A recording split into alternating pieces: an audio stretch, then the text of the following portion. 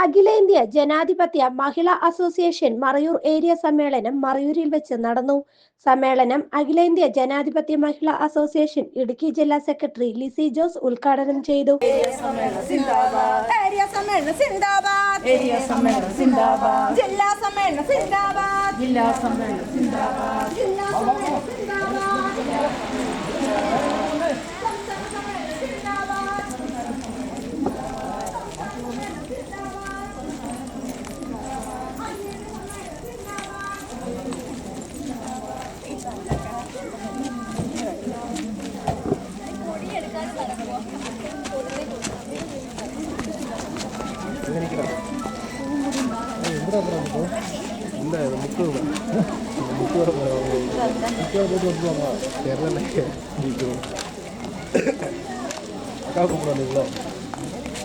Charger out ஆகி போச்சு. ஃபோனில் சார்ஜ் போடவே முடியல. இவனே ஃபோனை வாங்கிட்டு தரமாட்டேன்.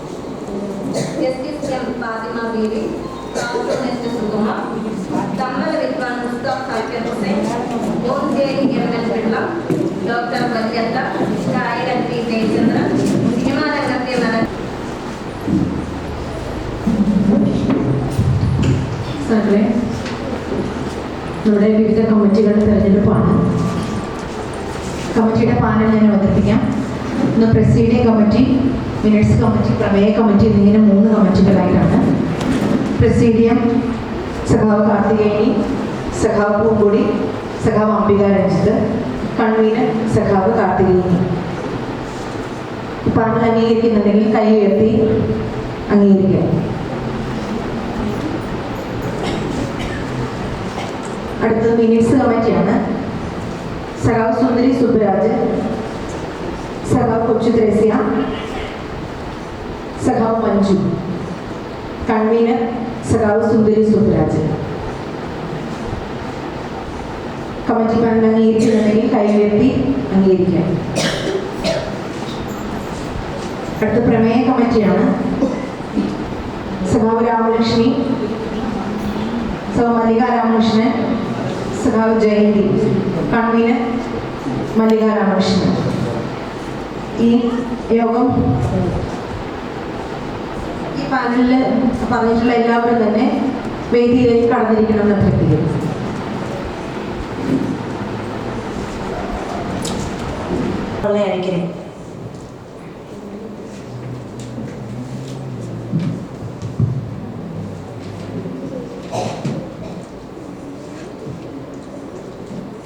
அகில இந்திய ஜனாதிபத்திய மகிழா அசோசியேஷனுடைய தற்காலிக தலைவராக தேர்ந்தெடுக்கப்பட்டிருக்கும் மதிப்புக்குரிய கார்த்தியாயினி, இந்த நிகழ்ச்சியை உட்காடம் செய்ய வந்திருக்கும் மதிப்பிற்குரிய சாவு லிசி ஜோர்ஜ், இடுக்கி ஜில்லா செக்ரட்டரி மகிழா அசோசியேஷனுடைய, மேலும் மகிழா அசோசியேஷனுடைய ஏரியா செக்ரட்டரி ஆன்சி அனுபு, கமிட்டி அங்கங்கள், பொதுமக்கள், மகிழர்கள் அனைவருக்கும் என் அன்பான வணக்கத்தை தெரிவித்துக் கொள்கிறேன்.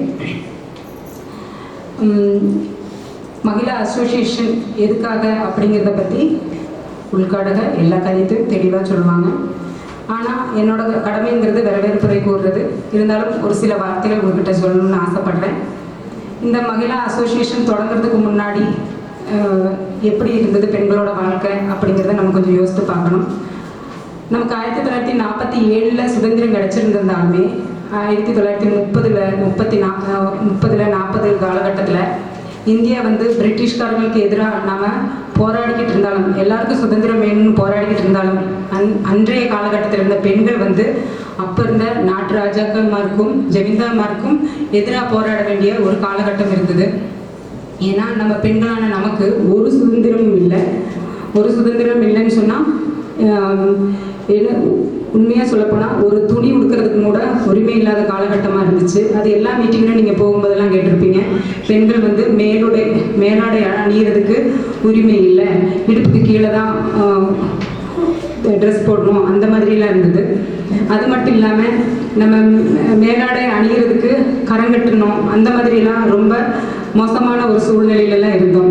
ஏன்னா நம்ம இப்போ எவ்வளோ சௌகரியத்தோடு இருக்கிறோங்கிறத தெரிஞ்சுக்கிட்டு தெரிஞ்சிக்க வேண்டிய ஒரு கட்டாயம் இருக்குது.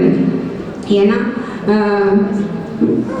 அது சொல்றதுக்கே நமக்கு ஒரு இப்போ கூச்சமாக இருந்தாலும் முளக்கரம் அடைக்கணும் அப்படிங்கிற ஒரு காலகட்டத்தில இருந்து பெண்கள் வந்து அப்படி ரொம்ப கஷ்டப்பட்ட காலத்தில் ஆலப்புழை ஜில்லையில் நங்கேரிங்கிற ஒரு பொண்ணு அந்த மார்பை அறுத்து கொடுத்துட்டு செத்த ஒரு சரித்திரமெல்லாம் இருக்குது. ஏன்னா பெண்களுக்கு அந்த மாதிரி கொடுமை, பின்ன அதே மாதிரி குழந்தை திருமணம், அதே மாதிரி மறுமணம் மறுப்பு, ஒரு வயசான கிழவனை நம்ம கல்யாணம் அதாவது 5 வயசு குழந்தை கல்யாணம் பண்ணாலுமே 12 வயசு குழந்தை கல்யாணம் பண்ணாலுமே அவங்க இறந்துட்டு அவங்க கூடயே சிறையில் நம்ம இறங்கணும் அப்படிங்கிற மாதிரிலாம் பெண்களுக்கு எதிராக ரொம்ப கொடுமைகள்லாம் நடந்த காலகட்டத்தில் நமக்கு முன்னாடி இருந்த பெண்கள் தலைமுறைகள்லாம் போராடி தான் நமக்கு இந்த ஒரு சுதந்திரத்தை வாங்கி கொடுத்துருக்குறாங்க. அப்போ இது அப்போதானா இப்போ இல்லையான்னு கேட்டால் இப்போவுமே இருக்குது. ஏன்னா நமக்கு தெரியும், இந்த போன வாரத்துலேயும் கூட ஹரியானாங்கிற மாநிலத்தில் இந்தியாவில் நடந்த சம்பவம் தான். அந்த மகரிஷிங்கிற ஒரு யூனிவர்சிட்டியில் அங்குள்ள ஆளுநர் போன வாரம் அது வேலை செய்யும்போது அவங்களால சீக்கிரமாக வேலை செய்ய முடியலன்னு சொல்லி அந்த சூப்பர்வைசர் எல்லாமே அவங்களை கண்டிக்கும் போது அவங்க சொல்லியிருக்காங்க, எங்களால் முடியல. அப்படியா, அப்போ ஒரு காரியம் செய்யுங்க, நீங்கள் பாத்ரூமில் போயிட்டு நாப்கின் வச்சுருப்பீங்களா, அதை ஃபோட்டோ எடுத்து அனுப்புங்க சொல்லி சொன்னதுக்கப்புறமா இது அங்கே படிக்கிற காலேஜ் பிள்ளைங்களுக்கெல்லாம் தெரிஞ்சு பயங்கர பிரச்சனையும் இதெல்லாம் ஆயிடுச்சு. பயங்கர பிரச்சனையே அவங்களுக்கு எதிராக நடவடிக்கை எடுக்கணும், அந்த சூப்பர்வைசருக்கு மாதிரி எதிராக நடவடிக்கை எடுக்கணும்னு சொல்லி போராட்டம் பண்ணதோட அடிஸ்தானத்தில் போலீஸ் வந்து அவங்களை அரெஸ்ட் பண்ணியிருக்குது. இந்த சம்பவம் சொல்றதுக்கு காரணம் என்னன்னா, பிஜேபி நேதாவு தான் அந்த ஆளுநர். அப்போ பெண்களுக்கு எதிராக இப்பவுமே நிறைய வன்கொடுமைகள் நடந்துட்டு இருக்குது. அதே மாதிரி கொஞ்ச நாளைக்கு முன்னாடி பார்த்தோம்னா, கொஞ்சம் 2-3 வருஷத்துக்கு முன்னாடி மணிப்பூர்ல நடந்த சம்பவத்தெல்லாம் வச்சு பார்த்தா என்ன போராட்டம் பிரச்சனைன்னு பார்த்தா பெண்களை வந்து தான் அவங்க துன்புறுத்துறாங்க.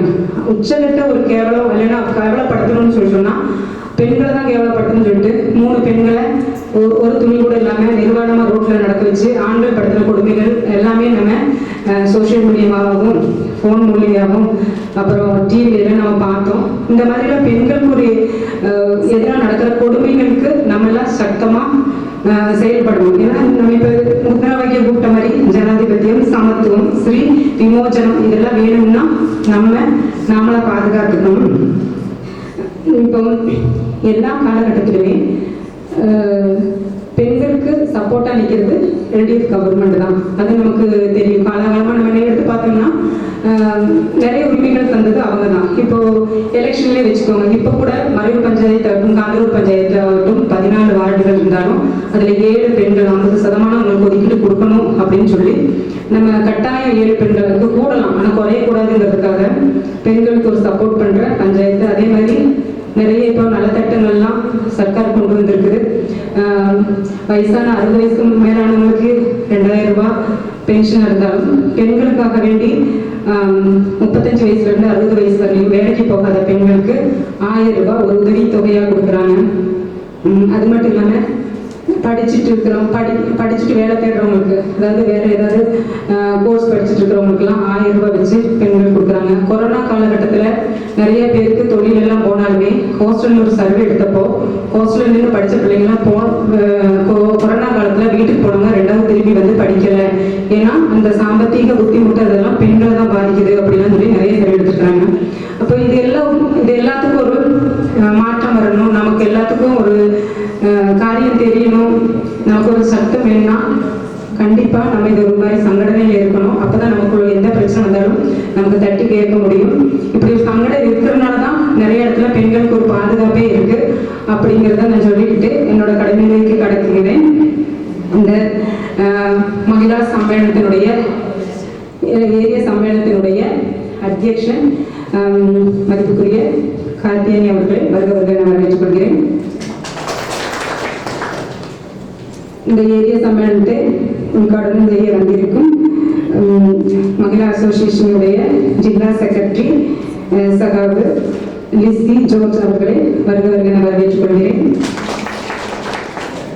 Mahila association area secretary Sakhavu Hansi அனுபவ அவர்களை வருக நான் வரவேற்றுக் கொள்கிறேன். மேலும்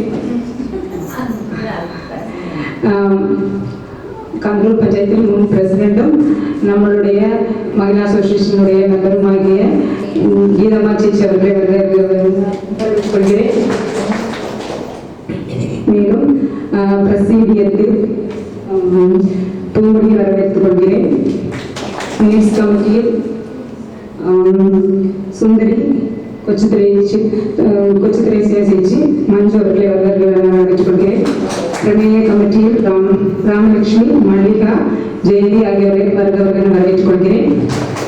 மேலும் இங்கே வந்திருக்கும் பிளாக் மெம்பர், வார்டு மெம்பர்மார், மேலும் இங்கே வந்திருக்கும் அனைவரையும் வருகிறவர்கள் வரவேற்றுக் கொள்கிறேன். நன்றி. நம்ம அகில இந்திய ஜனாதிபத்திய மகிழா அசோசியேஷன் உருவானது எப்படி இப்போ முன்னோடு போயிட்டு இருக்கு அப்படிங்கிற காரியத்தை பற்றியெல்லாம் நம்ம சுவாகதம் சொன்னால் அப்படியே மெம்பர் சொன்னாங்க. சொல்லப்போனால் நம்ம இந்த ஒரு இந்தியாவில் கேரளாங்கிற ஒரு மாநிலத்தில் இவ்வளோ பெருமையாக நம்ம நிற்கிறோம்னா அதுக்கு முக்கியமாக நம்மளை மாதிரி நம்ம கூட இருக்கிற சங்கடனைகள் தான் முக்கிய காரணம். என்னன்னு கேட்டிங்கன்னா, அவங்க சொன்ன மாதிரி பின்னோக்கு இருந்து நம்ம ஒவ்வொரு படிப்படியாக மும்போட்டு சங்கடனைகள் மூலமாக நிறையா போராட்டங்கள் நேர்ந்து அதுக்கப்புறம் தான் இந்த மாதிரி ஒரு இடத்துக்கு நம்ம எத்தியிருக்கோம். அப்போது இன்னைக்கு நம்ம அடித்தட்டில் அகில இந்திய ஜனாதிபத்திய மகிழா அசோசியேஷனுடைய சம்மேளனங்கள், யூனிட்டி சம்மேளனங்கள் ஒவ்வொரு ஏரியாலையும் தொடங்கி அதுக்கப்புறம் வில்லேஜ் சம்மேளனங்கள் கூடி அங்கிருந்து பிரதிநிதிகளை தேர்ந்தெடுத்து 3ஆம் கட்டமாக நம்ம இப்ப ஏரியா சம்மேளனத்துக்கு எத்தியிருக்கோம். அப்ப இந்த ஏரியா சம்மேளனம் நல்லபடியா நடந்துட்டு இருக்கு. இப்ப இந்த ஏரியா சம்மேளனத்தை உள்காணம் செய்யறதுக்காக வேண்டிட்டு நம்ம அகில இந்திய மகிழா அசோசியேஷனோட இடுக்கி ஜில்லா செக்ரட்டரி சகாவு லிசி ஜோஸ் அவர்களை அன்புடன் அழைக்கிறேன்.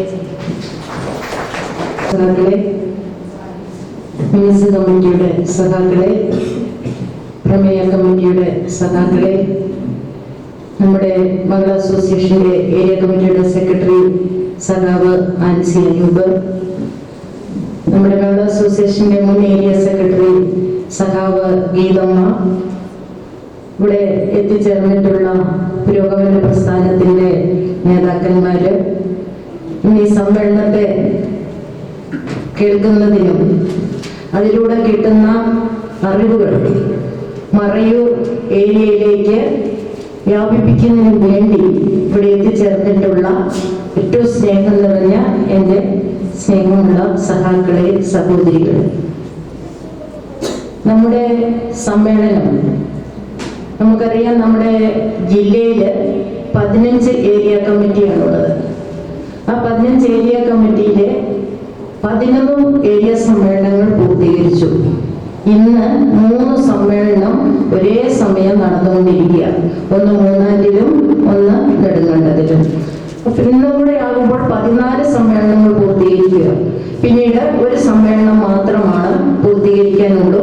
അത് 13-ാം തീയതി അവിടെ ബാങ്കിന്റെ ഇലക്ഷനും ഒക്കെ ആയിരുന്നത് കൊണ്ട് 13-ാം തീയതിയിലേക്ക് മാറ്റിവെച്ചിരിക്കുക. സകലെ നമ്മുടെ സമ്മേളനങ്ങൾ നടന്നു പോകുന്ന കാലഘട്ടമാണ് നമ്മുടെ ഏറ്റവും പരമപ്രധാനമായ കാലഘട്ടം എന്ന് പറയും. നമുക്കറിയാം, നമ്മുടെ സംഘടന രൂപീകൃതമായത് 1981 എന്ന് എല്ലാവർക്കും അറിയാം. പക്ഷെ 1981 സഖാവ് സുശീല ഗോപാലൻ സെക്രട്ടറി ആയിക്കൊണ്ട് ആദ്യം നമ്മുടെ മഹിളാ അസോസിയേഷൻ രൂപീകൃതമായി എന്ന് പറയുമ്പോഴും 1942 പിൻ കൃഷ്ണപിള്ള എന്ന് പറയുന്ന നമ്മുടെ ആദരണീയനായ സഖാവ് മരണപ്പെട്ടു പോയി, നമുക്കെല്ലാവർക്കും അറിയാം.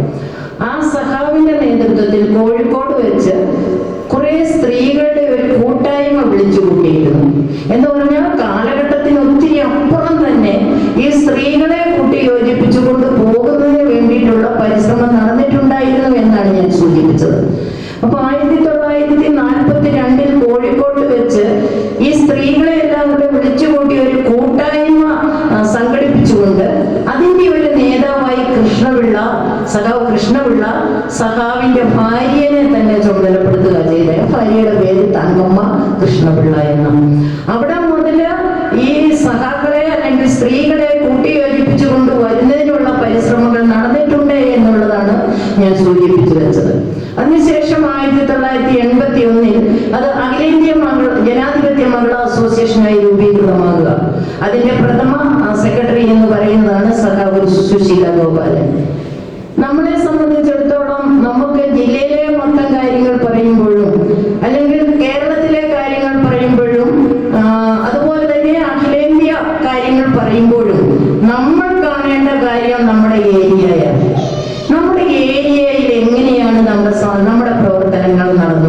ചെയ്യുന്നത്. നമ്മുടെ ഏരിയ കമ്മിറ്റിയുടെ പ്രവർത്തനം, അതിന്റെ താഴെയുള്ള മേഖലാ കമ്മിറ്റിയുടെ പ്രവർത്തനം, അതിന്റെ താഴെയുള്ള യൂണിറ്റ് കമ്മിറ്റിയുടെ പ്രവർത്തനം എത്രമാത്രം ശക്തിപ്പെടുത്തിക്കൊണ്ട് നമുക്ക് ഈ കഴിഞ്ഞ 3 വർഷക്കാലം മുമ്പോട്ട് വരാൻ സാധിച്ചു എന്നുള്ളതിന്റെ ഒരു വിലയിരുത്തലാണ് ഇന്നത്തെ സമ്മേളനം എന്ന് പറയുന്നത്. ഇവിടെ റിപ്പോർട്ടൊക്കെ അവതരിപ്പിക്കാൻ തയ്യാറാക്കി വെച്ചിട്ടുണ്ട്. അപ്പൊ ആ റിപ്പോർട്ടിലുള്ള പോരായ്മകളെല്ലാം ചൂണ്ടിക്കാണിക്കുന്നുണ്ട്. ആ റിപ്പോർട്ട് അവതരിപ്പിച്ച് അതിന്റെ അവതരണം കഴിയുമ്പോൾ അതിനകത്തെ ന്യൂനതകൾ നിങ്ങൾക്ക് ചൂണ്ടിക്കാണിക്കാനുള്ള അവകാശമുണ്ട്, അതിനുള്ള അവസരമുണ്ട്. അതുപോലെ തന്നെ ഞാനിവിടെ സംസാരിക്കുന്ന ഏതെങ്കിലും കാര്യത്തിൽ നിങ്ങൾക്ക് എന്തെങ്കിലും വ്യക്തത വരേണ്ടതുണ്ടെങ്കിൽ അത് നിങ്ങൾക്ക് ഇന്ന് ചോദിക്കാനുള്ള ഈ റിപ്പോർട്ട് അവതരണം ഇവിടെ കഴിഞ്ഞ് ചർച്ചയുടെ സമയത്ത് നിങ്ങൾക്ക് അതും കൂടി ചോദിക്കുവാനുള്ള അവസരമുണ്ട്. നമുക്ക് തുറന്ന് സംസാരിക്കാൻ പറ്റുന്ന ഒരു അവസരമാണ് നമ്മുടെ ഏരിയ സമ്മേളനം എന്ന് പറയുന്നത്. ആ ഏരിയ സമ്മേളനം വളരെ ഭംഗിയായി തന്നെ തീരുന്നത് വരെ എല്ലാവരും സഹകരിക്കണം എന്ന് മാത്രമാണ് ആദ്യമേ സൂചിപ്പിക്കുവാനുള്ളത്. നമുക്കറിയാം നമ്മുടെ രാജ്യം ഭരിക്കുന്നത്, ഇവിടെ സ്വാഗത പ്രസംഗത്തിൽ പറഞ്ഞു, തമിഴാണെങ്കിലും കുറെയൊക്കെ എനിക്ക് മനസ്സിലായിട്ടുണ്ട്. 1947 സ്വാതന്ത്ര്യം കിട്ടുന്നത് എന്നിവിടെ പറഞ്ഞു. 1947 നമുക്ക് സ്വാതന്ത്ര്യം കിട്ടുന്നതിന് മുമ്പ് ഈ രാജ്യം ഭരിച്ചുകൊണ്ടിരുന്നത് ബ്രിട്ടീഷുകാരാണ്. അതും നമുക്ക് എല്ലാവർക്കും അറിയാം. 1947 മുമ്പ് ബ്രിട്ടീഷുകാര് രാജ്യം ഭരിച്ചുകൊണ്ടിരുന്ന കാലഘട്ടം.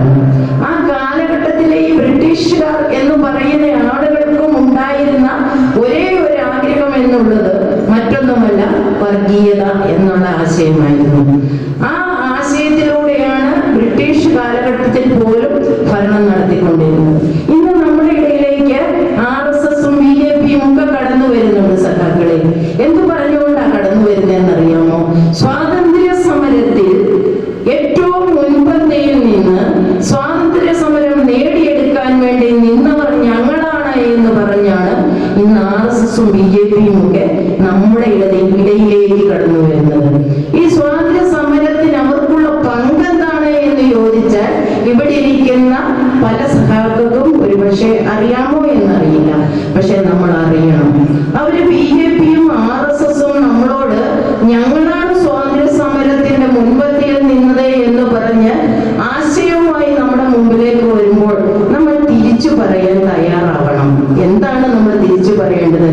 ബ്രിട്ടീഷിന്റെ ഭരണകാലത്താണ് ബ്രിട്ടീഷുകാരോടാണ് നമ്മൾ സമരം ചെയ്തത്.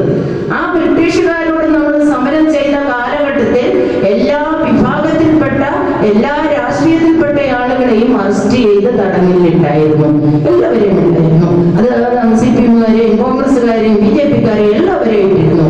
പക്ഷേ BJP കാണിച്ചത് എന്താണ് എന്ന് ചോദിച്ചാൽ, ആ ജയിലിൽ കിടന്നുകൊണ്ട് ബ്രിട്ടീഷുകാർക്ക് മാപ്പപേക്ഷ എഴുതി കൊടുത്ത് ഞങ്ങൾ ഇനി മേലിൽ നിങ്ങൾക്കെതിരായി വരികില്ല എന്നും, ഞങ്ങളെ ഈ തടവിൽ നിന്ന്, ഈ ജയിലിൽ നിന്നും മോചിപ്പിച്ചാൽ ഞങ്ങൾ നിങ്ങൾക്കൊപ്പം നിൽക്കാമെന്നും നിങ്ങളുടെ ആശയത്തോട് ചേർന്ന് നിൽക്കാമെന്നും പറഞ്ഞ് മാപ്പപേക്ഷ എഴുതി കൊടുത്ത് ബ്രിട്ടീഷുകാരുടെ ചെരുപ്പ് നൽകി ഇറങ്ങി പോന്ന ആളുകളാണ് ആര്?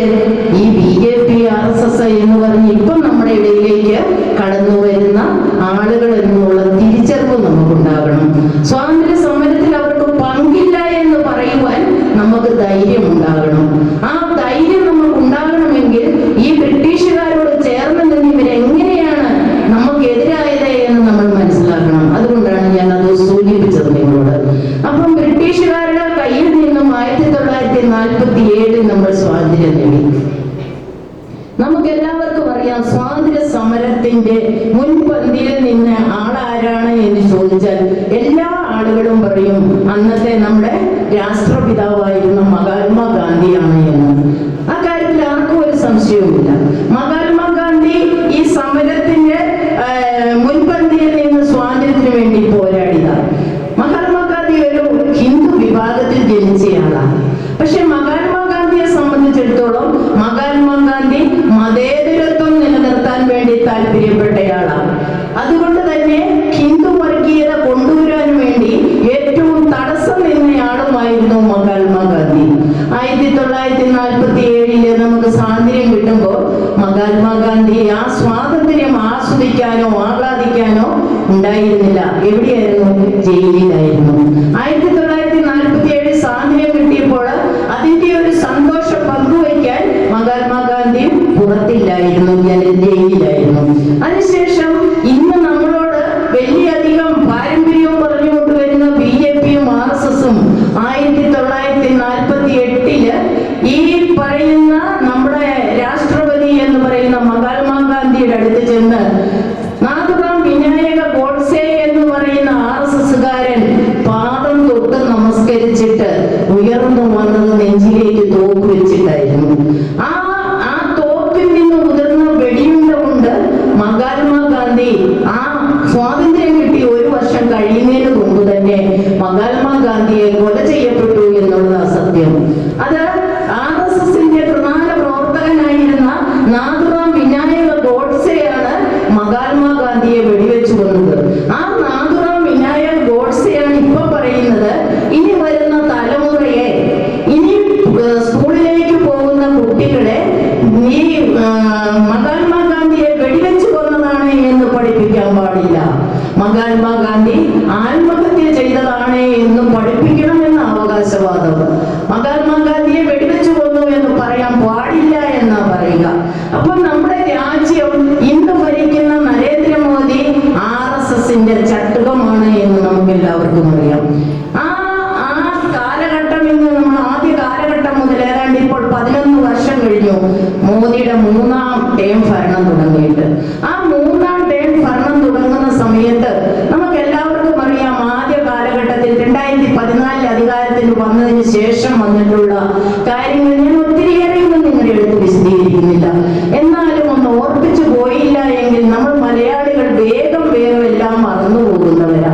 അതുകൊണ്ട് അല്പം ഒന്ന് സൂചിപ്പിച്ചു പോയില്ലെങ്കിൽ അതൊരു പോരായ്മയായിട്ട് തോന്നുമെന്നുള്ളത് കൊണ്ട് നമുക്കറിയാം, 2018 നവംബർ 8 ആരും മറക്കില്ല. എന്താ സംഭവം? നമ്മളെല്ലാവരും വൈകുന്നേരം കിടന്നുറങ്ങി രാവിലെ ഏറ്റുവരുമ്പോൾ TV കൂടെ ഇങ്ങനെ എഴുതിക്കൊണ്ട് പോവുകയാണ്, ഇങ്ങനെ എഴുതി മാറി പോവുകയാണ് 1000ന്റെയും 500ന്റെയും നോട്ട് നിരോധിച്ചു എന്ന്. ഇവിടെയുള്ള പ്രായമായ അമ്മച്ചിമാര്, അല്ലെങ്കിൽ നമ്മുടെ വീടുകളിൽ ഇരിക്കുന്ന പ്രായമായ അമ്മച്ചിമാര്, അപ്പച്ചന്മാര്, അവർക്ക് കിട്ടുന്ന ചെറുതും വലുതുമായ തുകകൾ 100, 200 എന്നൊക്കെ വെച്ച് മക്കള് ചെല്ലുമ്പോൾ ഒരു കൈനീട്ടം പോലെ കൊടുത്തിട്ട് പോരുന്ന പൈസകൾ, ആ പണം അവര് സ്വരൂപിച്ച് 500ന്റെയും 1000ന്റെയും നോട്ടായി സൂക്ഷിച്ചു വെച്ചിട്ടുണ്ടായിരുന്നു. ജീവിക്കാൻ മാർഗമില്ലാത്ത, ഒരു നേരത്തെ ആഹാരത്തിന് പോലും മാർഗമില്ലാത്ത വെല്ലിപ്പന്മാരുടെയും വെല്ലുമിച്ചിമാരുടെയും കൈകളിൽ ഉണ്ടായിരുന്നു ഈ 500ന്റെയും 1000ന്റെയും നോട്ട്. മറ്റൊന്നിനുമല്ല, കൊച്ചുമക്കൾ കയറി വന്നിച്ച് തിരിച്ചു പോകുമ്പോൾ അവർക്ക് ഇത്തിരി മുട്ടായി വാങ്ങിക്കുവാൻ, അല്ലെങ്കിൽ അവർക്കൊരു ഉടുപ്പെടുത്ത് കൊടുത്തു വിടുവാൻ, അല്ലെങ്കിൽ അവർക്കൊരു എന്തെങ്കിലും ഒരു സമ്മാനം വാങ്ങിച്ചു കൊടുത്തു വിടുവാൻ വേണ്ടി സൂക്ഷിച്ച് തലവണയുടെ ഉറയിലും തലവണയുടെ കീഴിലുമൊക്കെയായി വെച്ച് സൂക്ഷിച്ചു വെച്ചിരുന്ന പണമായിരുന്നു അത്. അവർക്ക് എണ്ണയില്ലെങ്കിലും കുഴമ്പില്ലെങ്കിലും മുറുക്കാനില്ലെങ്കിലും ഈ പൈസ അവർ എടുക്കൂലായിരുന്നു, കൊച്ചുമക്കൾക്ക് കൊടുക്കാൻ വേണ്ടി വെച്ചിരുന്നതാ. ആ പണമാണ് സഖാക്കളെ ഒറ്റ രാത്രി കൊണ്ട് 500ന്റെയും 1000ന്റെയും നോട്ട് നിരോധിച്ചപ്പോൾ നമുക്കറിയാം, പ്രായമായ അപ്പച്ചന്മാരും അമ്മച്ചിമാരും കൊടുവെയിലത്ത് ക്യൂവിൽ നിന്നുകൊണ്ട് ഈ നോട്ട് മാറാൻ വേണ്ടി നെട്ടോട്ടം ഓടിയ കഥ നമുക്കറിയാം. എത്ര ആളുകളാണ് കുഴഞ്ഞു വീണു മരണപ്പെട്ടത്, എത്ര ആളുകളാണ് ആ വെയിലിന്റെ ആധിക്യത്തില് മറിഞ്ഞു വീണത്. ഇതെല്ലാം നമ്മുടെ ഒറ്റ രാത്രി കൊണ്ടുള്ള BJPയുടെയും RSSന്റെയും തീരുമാനത്തിന്റെ ഭാഗമായിട്ട് വന്ന് സംഭവിച്ചതാണ്. അതിനുശേഷം നമ്മൾ ഒന്നുകൂടി മനസ്സിലാക്കണം, ജമ്മു കാശ്മീർ എന്ന് പറയുന്ന ഒരു സംസ്ഥാനം ഉണ്ടായിരുന്നു. ആ സംസ്ഥാനത്തെ ഈ BJP അധികാരത്തിൽ കയറി വന്നതിന്റെ അധിക സമയം കഴിയുന്നതിന് മുമ്പ് തന്നെ ഈ ജമ്മു കാശ്മീർ എന്ന് പറയുന്ന ആ സംസ്ഥാനത്തെ അങ്ങ് വെട്ടിമുറിച്ചു. എങ്ങനെ? 3ആയിട്ടാണ് വെട്ടിമുറിച്ചത്. 1 ജമ്മു, 2 കാശ്മീർ, 3 ലഡാക്ക്. എന്നിട്ട് എങ്ങനെയാണ് ഇത് വെട്ടിമുറിച്ചത് എന്ന് കേൾക്കുമ്പോഴാണ് നമുക്ക് മനസ്സിൽ വേദന തട്ടുക. ഒറ്റ രാത്രിയില് BJPക്കും RSSനും തീരുമാനങ്ങൾ എടുക്കാൻ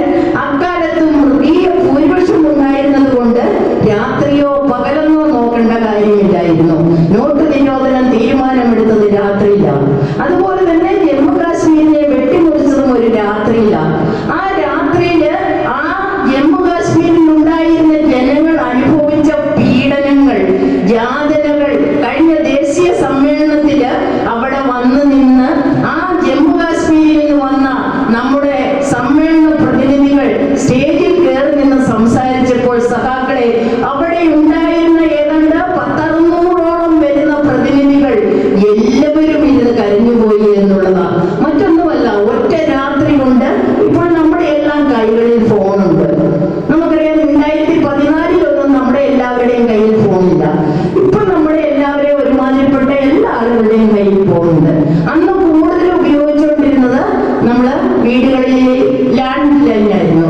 അപ്പോഴ് ആ രാത്രിയിൽ തൊട്ട അയൽപക്കത്തുള്ള ആ വീട്ടിലെ ആളുകൾക്ക് എന്തെങ്കിലും സംഭവിച്ചോ, അവിടെ എന്തൊക്കെയാണ് നടക്കുന്നത്, എന്താണ് ആ പ്രദേശം നേരിടാൻ പോകുന്നത്, ആർക്കും ഒന്നും അറിയില്ല.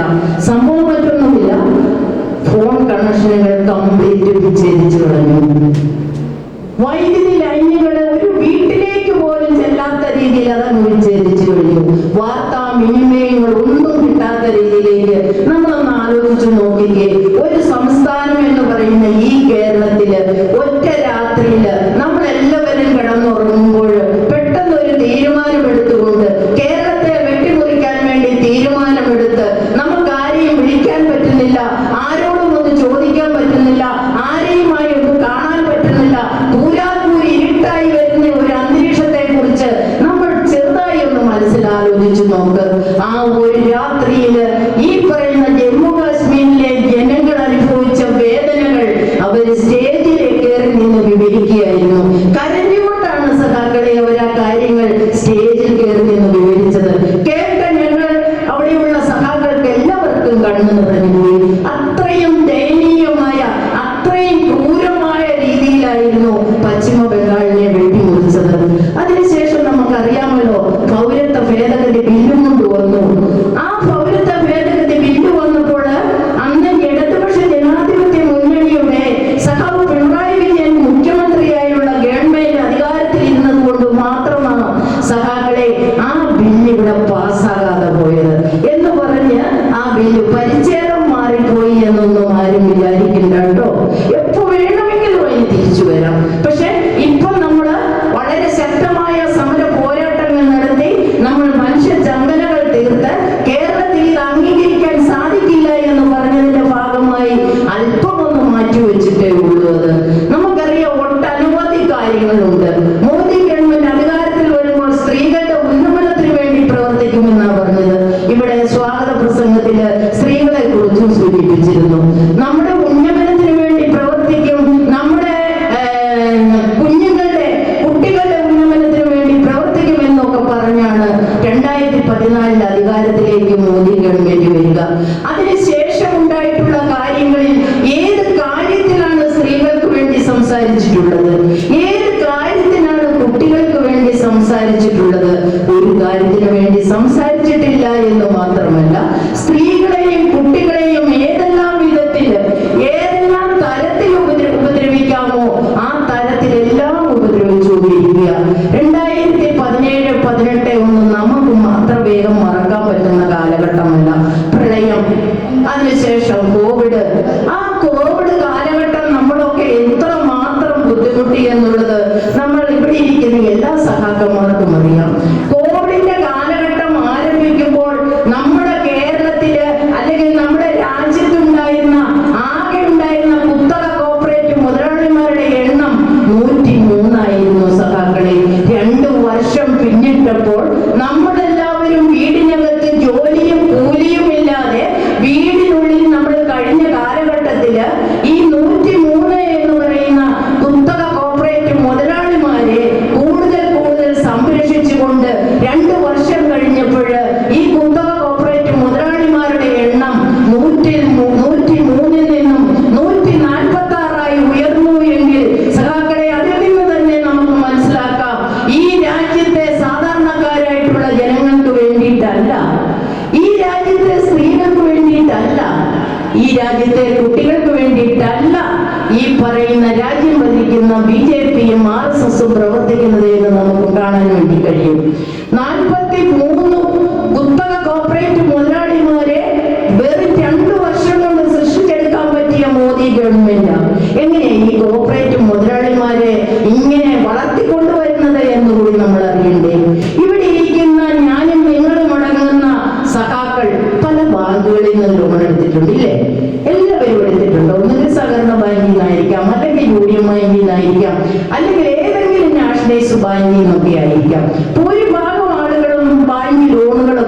ജീവിക്കുന്നവരാണ് നമ്മൾ ബാങ്ക് ലോൺ എടുത്തു കഴിഞ്ഞാൽ 5 വർഷം കഴിയുമ്പോൾ നമ്മൾ ക്ലോസ് ചെയ്യണം. 5 വർഷം കഴിഞ്ഞ് 6ാമത്തെ വർഷത്തിലേക്ക് ചെന്നാൽ പലിശ അടച്ച് പുതുക്കിയെങ്കിലും വെച്ചില്ല എങ്കിൽ അത് ജപ്തി നടപടിയിലേക്ക് പോകും. നമുക്ക് എല്ലാവർക്കും അറിയാം. പക്ഷേ കുത്തക കോർപ്പറേറ്റീവ് മുതലാളിമാർക്ക് ബാങ്കിൽ നിന്നും ലോൺ കൊടുത്തുകൊണ്ട് പൊതുമേഖലാ സ്ഥാപനങ്ങളെ അവർ സ്വകാര്യവൽക്കരിച്ച് വാങ്ങിച്ച് ആ സ്വകാര്യവൽക്കരിച്ച് വാങ്ങിക്കുന്ന സ്ഥാപനത്തിന് മുടക്കുന്ന പണം 5 വർഷം കഴിയുമ്പോൾ ലോണിന്റെ കാലാവധി കഴിയുമ്പോൾ യാതൊരു ഉപാധിയും കൂടാതെ മൊത്തം അങ്ങ് എഴുതിത്തള്ളുകയാണ്. കുത്തക കോർപ്പറേറ്റീവ് മുതലാളിമാർക്ക് 10 പൈസ മുടക്കില്ലാതെ നമ്മളായി ഉണ്ടാക്കി വെച്ചിട്ടുള്ള എല്ലാ പൊതുമേഖലാ സ്ഥാപനങ്ങളും സ്വകാര്യവൽക്കരിച്ചു കൊടുക്കുക, പൈസ മുടക്കില്ല. മാത്രമാണോ ഈ പൊതുമേഖലാ സ്ഥാപനങ്ങളെ സ്വകാര്യവൽക്കരിക്കുമ്പോൾ ഉണ്ടാകുന്ന മറ്റൊരു അപകടം എന്ന് പറയുന്നത് തൊഴിലാളികളുടെ ജോലി നഷ്ടപ്പെടുകയാണ്.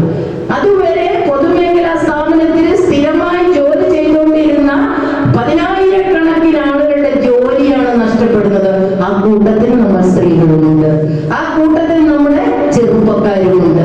അങ്ങനെ 10,000-കണക്കിന് ആളുകളുടെ ജോലികൾ നഷ്ടപ്പെടുത്തിക്കൊണ്ട് പൊതുമേഖലാ സ്ഥാപനങ്ങളെ ലോൺ കുത്തക കോർപ്പറേറ്റീവ് മുതലാളിമാർക്ക് കൊടുത്ത് അവരെ കൊണ്ട് ഇത് സ്വകാര്യവൽക്കരിപ്പിച്ചിട്ട് ലോണിന്റെ കാലാവധി കഴിയുമ്പോൾ ഒരു ഉപാധിയും കൂടാതെ എഴുതിത്തള്ളുന്ന മോദി ഗവൺമെന്റാണ്. ഇത് കേൾക്കുമ്പോൾ നമുക്ക് ഇത്തിരി വിഷമം ഉണ്ടാകൂലേ? നമ്മൾ ഒരു നേരത്തെ ആഹാരത്തിന് വേണ്ടി ഓടി നടക്കുന്ന ആളുകൾ ഇന്നും ഈ മറയൂരിൽ ഉണ്ടാകുമെന്നാണ് ഞാൻ വിശ്വസിക്കുന്നത്. അതിപ്പോൾ നമ്മുടെ അതിദരിദ്രരില്ലാത്ത സംസ്ഥാനം എന്നുള്ള പ്രഖ്യാപനത്തോടുകൂടി അത് ഏകദേശമൊക്കെ ഒന്ന് മാറിയിട്ടുണ്ട്. പക്ഷെ സഖാക്കളെ എത്രയെല്ലാം പരിശ്രമിച്ചിട്ടും രണ്ടറ്റം ഒന്ന് കൂട്ടിമുട്ടിക്കാൻ വേണ്ടിയിട്ട് എന്തുമാത്രം നമ്മൾ കഷ്ടപ്പെടുന്നുണ്ട്. അന്നേരമാണ് ഈ കുത്തക കോർപ്പറേറ്റ് മുതലാളിമാരെ ഇങ്ങനെ സംരക്ഷിച്ചുകൊണ്ട് മുന്നോട്ട് പോകുന്ന ഒരു ഇന്ത്യൻ ഭരണകൂടമുണ്ട് എന്നുള്ളത് നമ്മൾ മനസ്സിലാക്കേണ്ടത്. ദേശീയ ഗ്രാമീണ തൊഴിലുറപ്പ് പദ്ധതി എന്ന് പറയുന്ന ഒരു പദ്ധതി നമുക്ക് വിഭാവനം ചെയ്ത് കിട്ടിയിട്ടുണ്ട്. ആ പദ്ധതിയെ കുറിച്ച് പറയുമ്പോൾ BJP പറയുന്നു BJP-യാണ് ആ പദ്ധതി കൊണ്ടുവന്നത് എന്ന് പറയുന്നു. കോൺഗ്രസ്സുകാർ പറയുന്നു അവരാണ് ആ പദ്ധതി കൊണ്ടുവന്നത് എന്ന് പറയുന്നു. കേൾക്കുന്ന നമ്മൾ സഖാക്കൾക്ക് കൺഫ്യൂഷനാകും ഇവരിൽ ആരാണ് കൊണ്ടുവന്നത് എന്ന്. ഇവര് രണ്ടു കൂട്ടരും അല്ല കേട്ടോ കൊണ്ടുവന്നത്. ഒന്നാം UPA ഗവൺമെന്റിന് നമ്മൾ പിന്തുണ കൊടുത്ത സമയത്ത് ശ്രീ മൻമോഹൻ സിംഗ് പ്രധാനമന്ത്രിയായിരുന്ന സമയത്ത് നമ്മളിൽ നിന്നും വേർവിട്ടുപോയ സഖാവ് സീതാറാം യെച്ചൂരി വെച്ച ആശയമാണ് ഈ ദേശീയ ഗ്രാമീണ തൊഴിലുറപ്പ് പദ്ധതി എന്ന ആശയം. ആ ആശയത്തെ പരമാവധി തള്ളിക്കളയാൻ വേണ്ടി അന്ന് രാജ്യം ഭരിച്ചുകൊണ്ടിരുന്ന കോൺഗ്രസ് കൂട്ടാളികളും പരിശ്രമിച്ചു എന്നുള്ളത് സത്യമാണ്. പക്ഷേ നമുക്ക് ആ വെച്ച ആശയം അംഗീകരിച്ച് തന്നില്ല എങ്കിൽ പിന്തുണ പിൻവലിക്കുമെന്ന് പറഞ്ഞപ്പോൾ പിന്തുണ പിൻവലിച്ചാൽ ഭരണം നഷ്ടമാകുമല്ലോ എന്ന് മനസ്സിലാക്കിക്കൊണ്ട് മനസ്സില്ലാ മനസ്സോടെ സമ്മതിച്ച ഒരാശയമാണ് ദേശീയ ഗ്രാമീണ തൊഴിലുറപ്പ് പദ്ധതി എന്ന് പറയുന്ന ആശയം. ഇപ്പൊ അവകാശവാദവുമായി BJP വരിക, ഞങ്ങളത് കൊണ്ടുവന്നത്. കോൺഗ്രസ് വരിക, ഞങ്ങളത് കൊണ്ടുവന്നത്. ഇവർ രണ്ടു കൂട്ടരും മാറി മാറി നമ്മളോട് പറയുമ്പോൾ നിങ്ങളല്ല ഇത് കൊണ്ടുവന്നത്, ഇത് ഇന്ന രീതിയിലാണ് സഖാവ് സീതാറാം യെച്ചൂരി വെച്ച ആശയമാണ്, ഒന്നാം UPA ഗവൺമെന്റിന്റെ കാലഘട്ടത്തിലാണ്, ആ പിന്തുണ കൊടുത്ത സമയത്താണ് എന്ന് പറയുവാനുള്ള ആർജവം നമുക്കുണ്ടാകണം. നമ്മൾ പറയാറില്ല. എന്തെല്ലാം നമ്മൾ വികസനം കൊണ്ടുവന്നാലും അതിനെല്ലാം പിതൃത്വം വഹിച്ചു കൊണ്ടുപോകുന്ന കോൺഗ്രസും BJP-യുമാണ്. അങ്ങനെ ദേശീയ ഗ്രാമീണ തൊഴിലുറപ്പ് പദ്ധതിയുടെ ആ പ്രവർത്തനം ഇന്നും നമ്മുടെ കേരളത്തിൽ ഉൾപ്പെടെ തുടർന്നുകൊണ്ടിരിക്കുക. ഈ അടുത്ത കാലത്ത് ഞങ്ങളുടെ നാട്ടിൽ കൂടെ വന്ന് ഒരു BJP-യുടെ പ്രവർത്തകൻ 8 പേരെയും വെച്ചുകൊണ്ട് ഒരു ജാഥ നടത്തി. നമ്മളിപ്പോ ഇവിടെ 2-3 ദിവസം മുമ്പ് വികസന ജാഥ നടന്നിട്ടുണ്ടാവും. കൊടിയൊക്കെ വഴി കെട്ടിയിരിക്കുന്നുണ്ട്. അപ്പൊ വികസന ജാഥ നടന്നതാണെന്ന് വിചാരിക്കുന്നു. നമ്മൾ 8 പേരെ വെച്ചല്ലല്ലോ സഖാക്കളെ വികസന ജാഥ നടത്തിയത്. ആ വികസന ജാഥയിലേക്ക് 8 പേരെയും വെച്ചോണ്ട് അവിടെ വന്ന് നിന്ന് BJP-യുടെ ഒരു പ്രവർത്തകൻ പ്രസംഗിക്കുവാണ് ദേശീയ ഗ്രാമീണ തൊഴിലുറപ്പ് പദ്ധതിയിൽ അതിന്റെ വേതനം മുഴുവൻ കൊടുക്കുന്നത് കേന്ദ്ര ഗവൺമെന്റാണ് എന്ന്. ആ കേന്ദ്ര ഗവൺമെന്റാണ് ഈ വേതനം മുഴുവൻ കൊടുക്കുന്നത് എങ്കിൽ നമുക്ക് തിരിച്ചു ചോദിക്കാനുള്ള ചോദ്യത്തിനൂടെ ഒരു ഉത്തരം പറയേണ്ടേ സഖാക്കളെ? ഗുജറാത്ത് ഭരിക്കുന്നത് BJP-യാണെന്ന് ആർക്കും തർക്കമില്ല.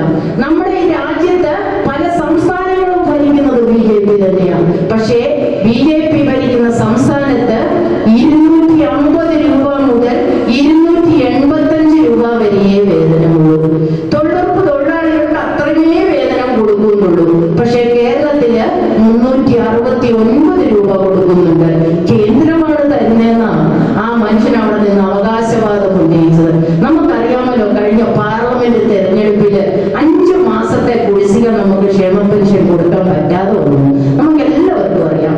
ആ 5 മാസത്തെ ക്ഷേമ പെൻഷൻ എന്തുകൊണ്ടാണ് കൊടുക്കാൻ പറ്റാത്തത് എന്ന ചോദ്യത്തിന് ഇവിടെ ഇരിക്കുന്ന പല സഖാക്കൾക്കും ഒരുപക്ഷെ ഉത്തരം പറയാനുണ്ടാവില്ല. അത് നമ്മൾ പറയാൻ പഠിക്കണം. ഞാൻ ഉടുത്തിരിക്കുന്ന സാരി ഉൾപ്പെടെ നിങ്ങളുടെ ഇരിക്കുന്ന എന്റെ സഖാക്കൾ ഉപയോഗിക്കുന്ന എല്ലാ വസ്ത്രങ്ങൾക്കും GST ഉണ്ട് സഖാക്കളെ. ആ GST വിഹിതം നേരത്തെ അതാത് സംസ്ഥാനത്തേക്കായിരുന്നു ചെന്നുകൊണ്ടിരുന്നത് എങ്കിൽ മോദി അധികാരത്തിൽ വന്നപ്പോൾ അത് ഒറ്റ നികുതിയാക്കി മാറ്റി GST മൊത്തം കേന്ദ്രത്തിലേക്ക് ആക്കി.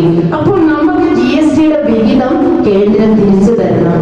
ആദ്യത്തെ നമ്മുടെ 5 വർഷക്കാലത്തെ ഭരണകാലത്ത്, അതായത് 2016 മുതൽ 2021 വരെ വലിയ കുഴപ്പമില്ലായിരുന്നു.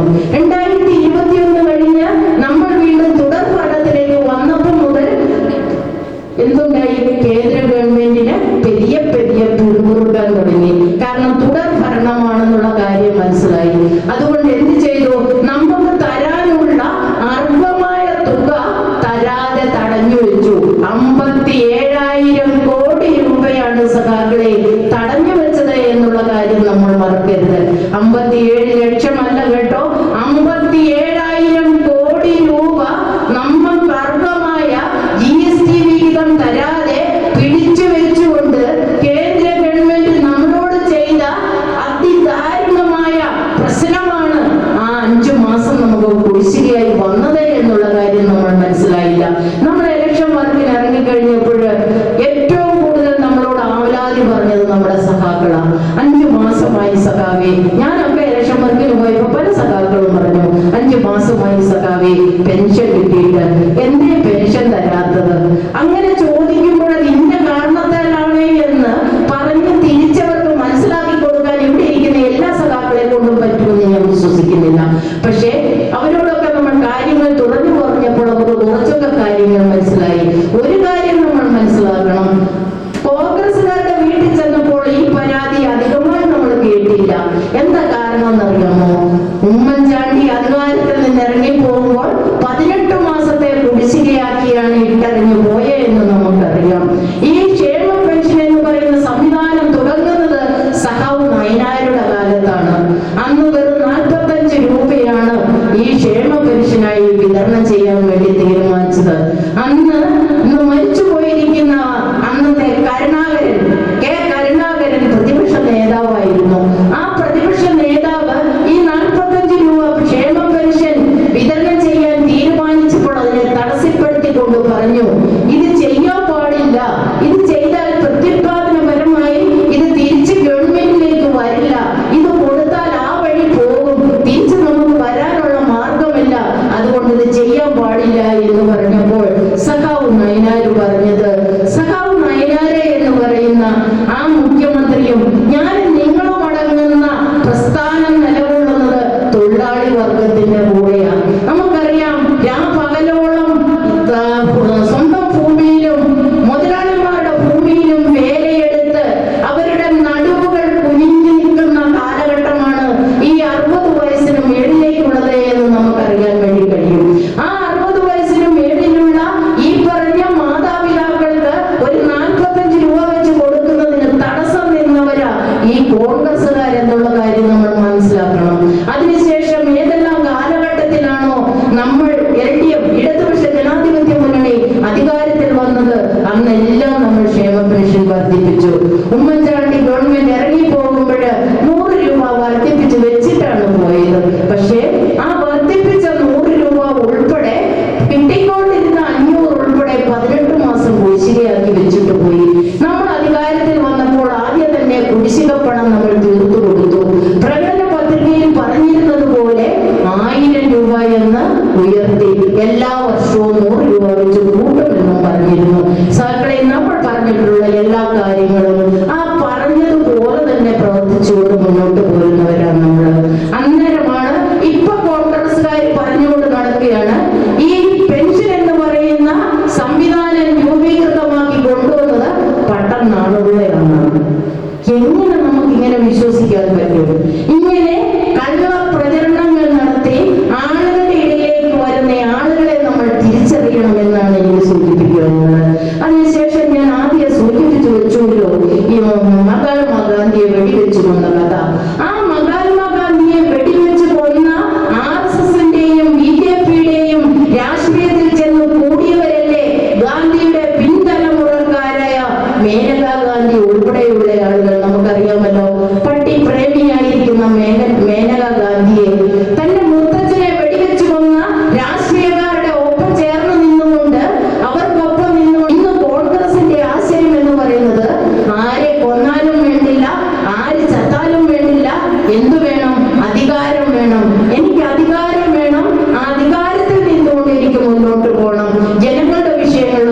പാടാൻ ഞങ്ങൾക്ക് സമയമില്ല, അതിനൊന്നും ഞങ്ങൾക്ക് നേരമില്ല, അതൊക്കെ നിങ്ങൾ വേണം ചെയ്തോണം, അതൊക്കെ ഇടതുപക്ഷ ജനാധിപത്യ മുന്നണിയുടെ പണിയാണ്, ഞങ്ങൾക്ക് ആ പണിയൊന്നും പറ്റില്ല, ഞങ്ങൾക്ക് നേതൃത്വം വേണം, ഞങ്ങൾക്ക് എവിടെയെങ്കിലും ഒക്കെ ഓരോ സീറ്റ് വേണം, ഞങ്ങൾ അവിടെ നിന്ന് ഭരിച്ചോളാം എന്നുള്ള മനോഭാവത്തിലേക്ക് മാറിയപ്പോൾ ഈ കോൺഗ്രസ് എന്ന് പറയുന്നത് ഒരു നാണയമെടുത്ത് നമ്മൾ കയ്യിൽ പിടിച്ചാൽ അതിന്റെ രണ്ട് പുറമായി ഇപ്പം മാറി എന്നുള്ളതാണ്.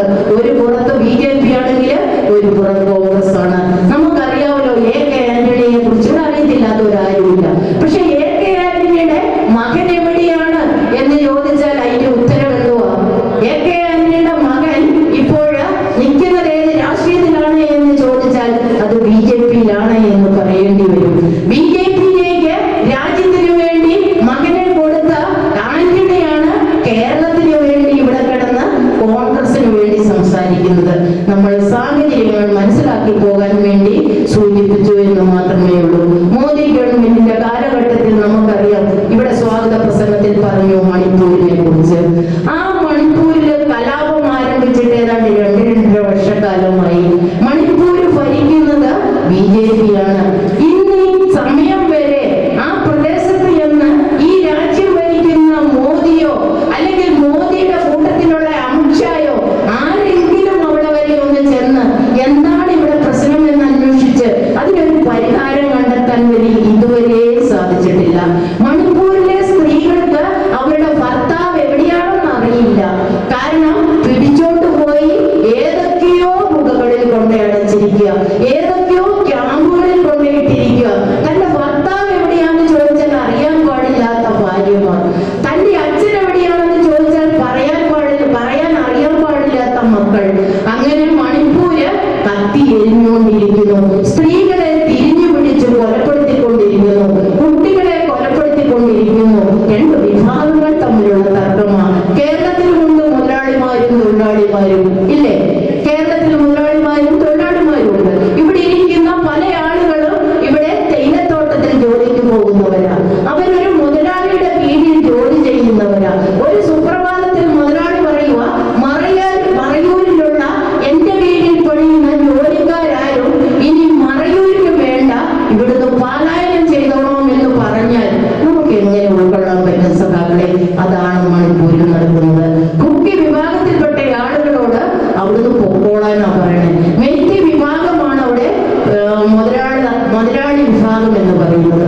അവർ പറയുവാണ് കുക്കി വിഭാഗം ഇനി അവിടെ വേണ്ട, അവരുടെ വസ്തുക്കളും അവരുടെ സമ്പത്തുകളുമെല്ലാം ഞങ്ങൾക്ക് തന്നിട്ട് അവർ കടന്നു പൊക്കോട്ടെ എന്നാ പറയുക.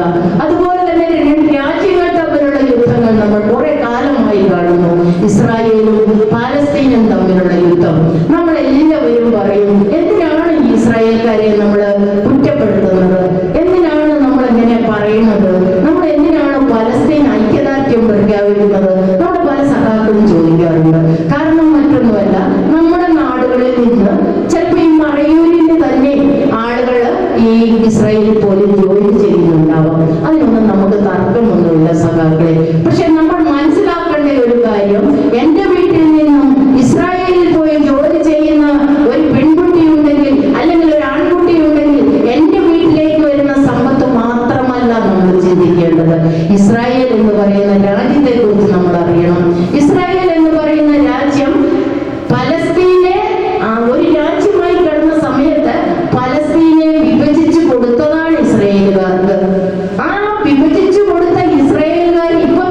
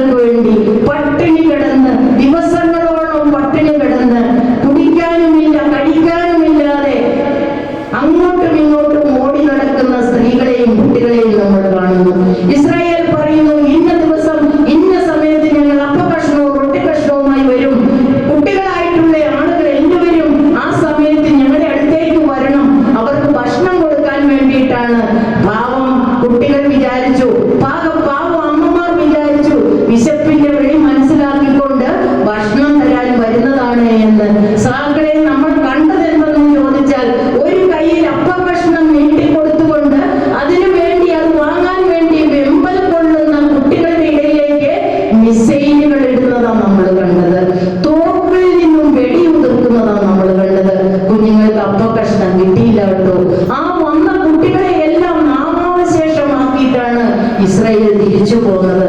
അതാണ് ഇസ്രയേലും പാലസ്തീനും തമ്മിലായി നടക്കുന്ന പ്രശ്നങ്ങൾ.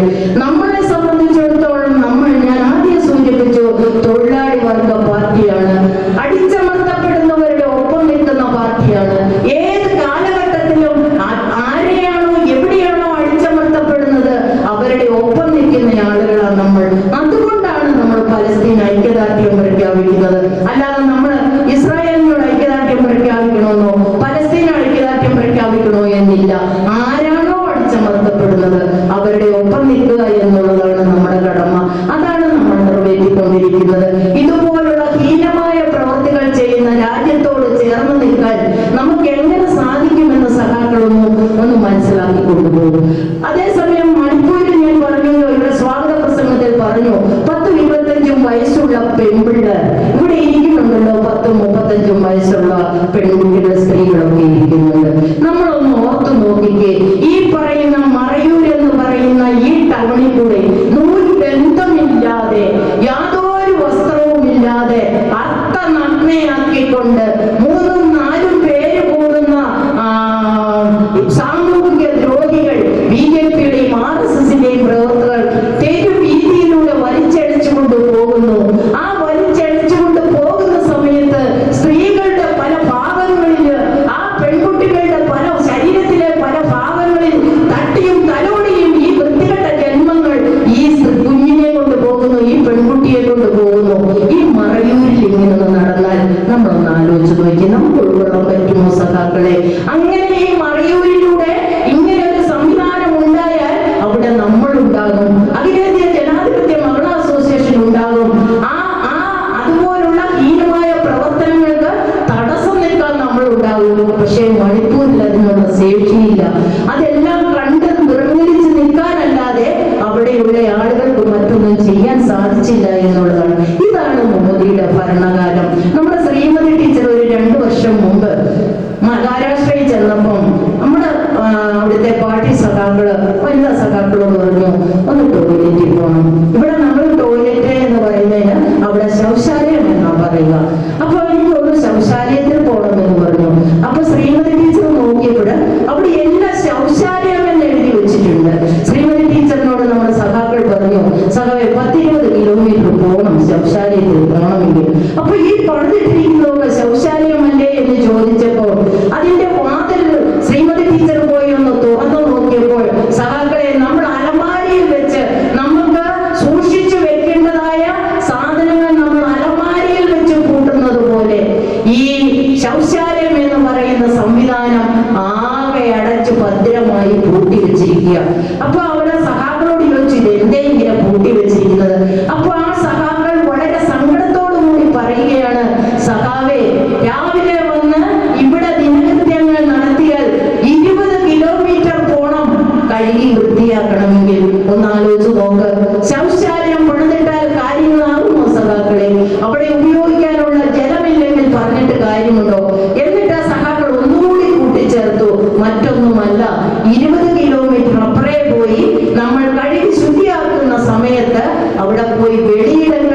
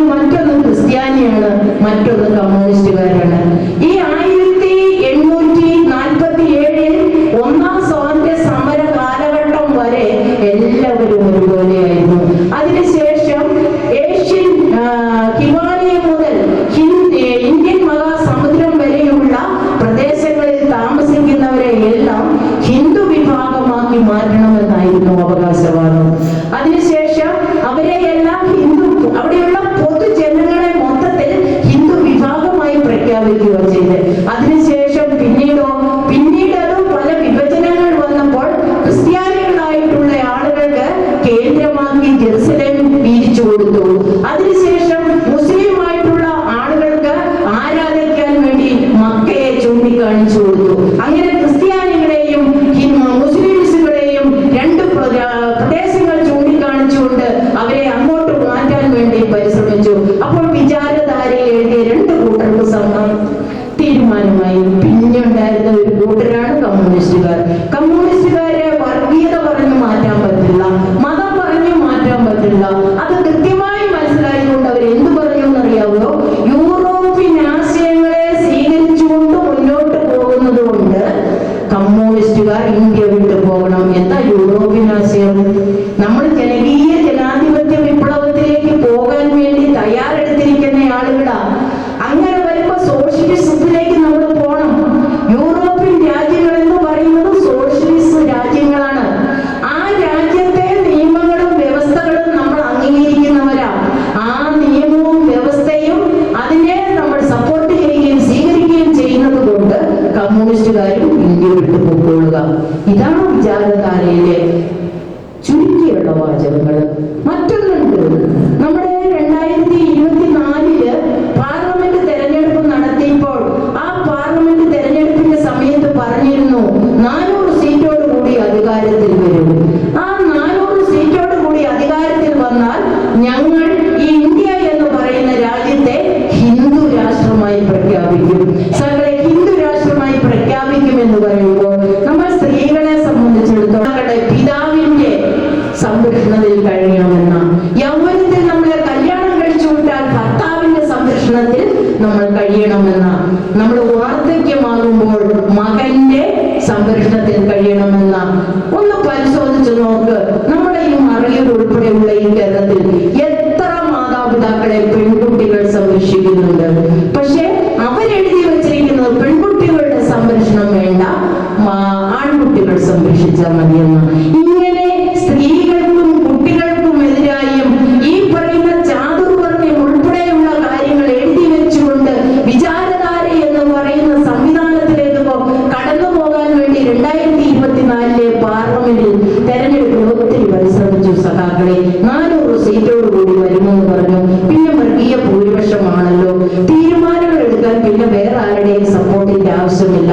പക്ഷേ നമ്മുടെ ഹരിയാന, രാജസ്ഥാൻ, ഉത്തർപ്രദേശ്, ഛത്തീസ്ഗഡ് ഇങ്ങനെ പറയുന്ന ഒരു 4-5 സംസ്ഥാനക്കാർ എന്ത് ചെയ്തു സഖാക്കളെ? നമ്മളെല്ലാവരുടെയും ഓർമ്മയിൽ ഇരിക്കുന്നുണ്ട് അവിടുത്തെ സമരങ്ങള്. 4 കരിനിയമങ്ങൾ കൊണ്ടുവന്നതിന്റെ ഭാഗമായി ആ സംസ്ഥാനത്തുള്ള കർഷകരും തൊഴിലാളികളും ഇടത്തരം മുതലാളിമാർ ഉൾപ്പെടെയുള്ള ആളുകൾ തെരുവിലിറങ്ങി 2 വർഷക്കാലമാണ് സമരം നടത്തിയത്.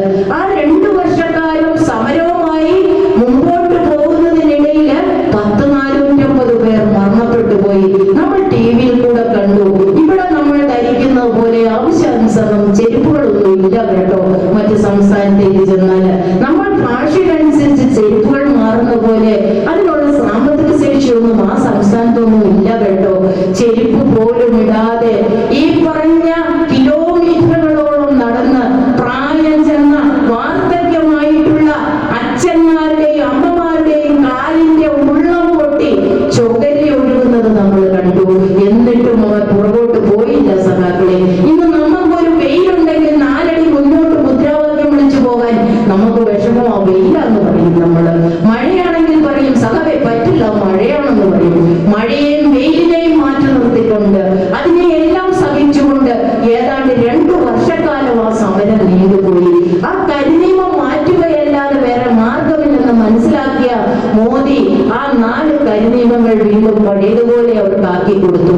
അതിന്റെ ഭാഗമായി 2024 നടന്ന പാർലമെന്റ് തെരഞ്ഞെടുപ്പിൽ ഞാൻ ഈ പറഞ്ഞ സംസ്ഥാനത്തെ അവിടുത്തെ സാധാരണക്കാരായ ആളുകൾ മനസ്സിലാക്കി ഇനിയും ഇവരെ വോട്ടുകൾ ചെയ്ത് വിജയിപ്പിച്ചു വിട്ടാൽ വീണ്ടും ഇതെല്ലാം നമ്മുടെ മേൽ അടിച്ചേൽപ്പിക്കുമെന്ന് മനസ്സിലാക്കിക്കൊണ്ട് ഉത്തർപ്രദേശ് മുതൽ ഇങ്ങോട്ട് ഹരിയാന, പഞ്ചാബ് മുതലായ സംസ്ഥാനങ്ങളിലെല്ലാം കഴിഞ്ഞ 2024 തെരഞ്ഞെടുപ്പിൽ അവർ വോട്ടും സീറ്റും കുറഞ്ഞുപോയി. വെറും 248 സീറ്റ് മാത്രമാണ് കിട്ടിയത്. 400 സീറ്റോട് കൂടി അധികാരത്തിൽ വന്ന ഈ പറയുന്ന ഹിന്ദു രാഷ്ട്രമായി പ്രഖ്യാപിക്കുമെന്ന് പ്രഖ്യാപനം നടത്തിയ മോദി ഗവൺമെന്റിന് അത് ചെയ്യാൻ പറ്റാത്ത രീതിയിലേക്ക് ആരാക്കി ഈ പറഞ്ഞ